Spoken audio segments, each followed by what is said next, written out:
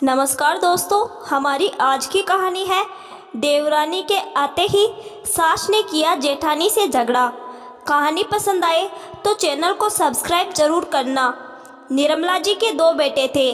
बड़े बेटे की उन्होंने शादी कर दी। निर्मला जी बेहद खुशनसीब समझ रही थी खुद को। उनकी बड़ी बहू संजना बहुत होशियार और समझदार जो मिली। घर को पूरी तरह से आते ही 1 महीने के अंदर संभाल लिया था। निर्मला जी भी ज़्यादा टोका टाकी नहीं करती थी कि अब उनके आराम के दिन है। भौरिया जैसे घर चलाना चाहे चलाए। संजना को रसोई का काम अच्छे से आता था तो उसे सबकी पसंद नापसंद जानने समझने में ज़्यादा समय भी नहीं लगा। सबके लिए बढ़िया से बढ़िया व्यंजन बनाकर दिल जीत लिया था। संजना निर्मला जी की सेवा करती, उनकी हर चीज़ का ध्यान रखती। जो भी संजना से मिलता उसकी तारीफ किए बिना नहीं जाता। संजना घरेलू नहीं थी, वो नौकरी करती थी, पर दोहरी जिम्मेदारी उसने अच्छे से निभा रखी थी, इसलिए किसी को दिक्कत नहीं हुई। अब संजना का छोटा देवर अमित भी शादी के लायक हो गया था। उसके लिए रिश्ते भी आने लगे थे। अमित के लिए एक बड़ा अच्छा रिश्ता आया है। संजना सोच रही हूँ बात आगे बढ़ाऊँ। ये लड़की पढ़ी लिखी और सुंदर है। हमारे अमित के साथ जोड़ी अच्छी लगेगी। लड़की तो अच्छी है माँ जी, एक बार देवर जी से भी पूछ लीजिए, उनकी क्या मर्जी है। अरे लड़की मैं पसंद करूँगी, उसे क्या तजुर्बा है इन सब में। अब तुझे भी तो मैंने ही एक नज़र में पसंद कर लिया था।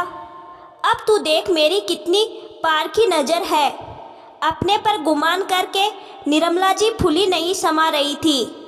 अमित के लिए लड़की पसंद कर उसकी भी शादी कर दी गई। अब निर्मला जी को तो आराम ही आराम था। घर में 2-2 बहुएं आ गई थी सब कुछ संभालने के लिए।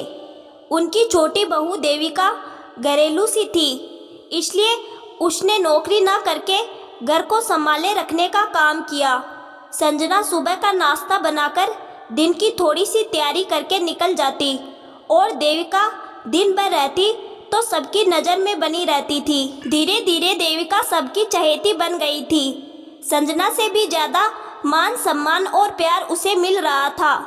संजना जल्दी में जो काम करके जाती उसमें कुछ ना कुछ कमी रह जाती। संजना सोचती देविका है वो बाकी के काम देख लेगी। अब 2 बहुएं है तो काम बांटकर ही चलना होगा। संजना ने देविका को सबकी पसंद और ज़रूरतों के बारे में बता दिया था। संजना तो अपनी देवरानी को छोटी बहन के रूप में देखती थी। कुछ महीने बाद ही रविवार का दिन था। संजना रात में ऑफिस के काम से घर देर से आई थी, इसलिए जल्दी नहीं उठ पाई।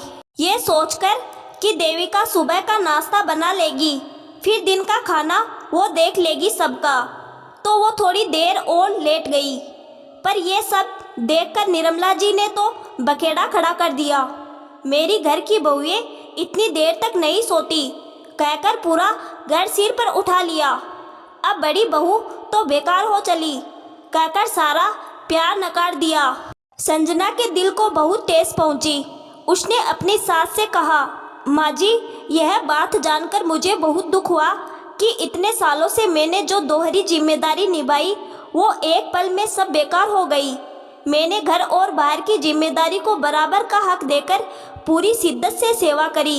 इस घर में आने से पहले जो आर्थिक स्थिति थी उसको देखकर ही मैंने नौकरी करने का फैसला किया। आज हम संपन्न हैं तो छोटी बहू को नौकरी करने की ज़रूरत नहीं। एक बहू के आ जाने से दूसरी बहू का किया हुआ सब काम बेकार हो गया। देविका भी संजना के पक्ष में बोली, माँ जी भाभी सही कह रही है। उन्होंने ही मुझे छोटी बहन की तरह इस घर के बारे में सब बताया। अगर वो ना होती तो शायद मैं इतनी जल्दी आप सबके दिल में जगह नहीं बना पाती। वो नौकरी करती है, घर भी देखती है। दोहरी जिम्मेदारी निभाना आसान नहीं है, ये तुलना मत करिए। हम दोनों इस घर के सम्मान अधिकारी हैं। हम दोनों में भेदभाव करके रिश्तों को खराब मत करिए। वो घर की बड़ी बहू है और उनसे मुझे हमेशा कुछ न कुछ सीखने को मिला है। निर्मला जी को अपने दोनों बहुओं पर नाज हो रहा था। वो बहुत खुश थी कि ऐसी तालमेल मिलाकर चलने वाली बहुएं बड़ी मुश्किल से मिलती है। जिस नज़र से वो दोनों बहू में तुलना कर रही थी वो गलत थी। उन्हें अपनी गलती समझ में आ गई। उन्होंने संजना से माफ़ी मांगी। अब दोनों बहू मिल बांटकर अपनी जिम्मेदारी निभा रही है। तो दोस्तों, आपको हमारी ये कहानी कैसी लगी कमेंट करके ज़रूर बताइएगा। धन्यवाद।